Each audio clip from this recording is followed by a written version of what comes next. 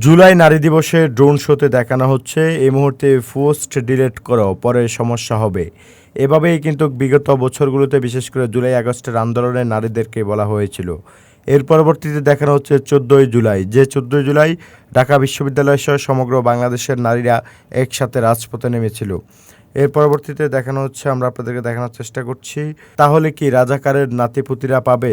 শেখ হাসিনা শিক্ষার্থীদেরকে রাজাকার বলার কারণে কিন্তু কেঁপে উঠেছিল বাংলাদেশ। এমন প্রমাণ্য চিত্র কিন্তু এই মুহূর্তে ড্রোন শোতে দেখানো হচ্ছে শহীদ মিনারে। তুমি কে আমি কে, রাজাকার রাজাকার একটি স্লোগানে কেঁপে উঠেছিল সমগ্র বাংলাদেশ।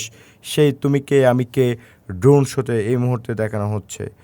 দর্শক, পরবর্তীতে কি দেখানো হচ্ছে আপনাদেরকে দেখানোর চেষ্টা করছি। জন্মভূমি অথবা মৃত্যু। শিক্ষার্থীরা জুলাই আগস্ট আন্দোলনে একটি কথাই বলেছিল, জন্মভূমি অথবা মৃত্যু।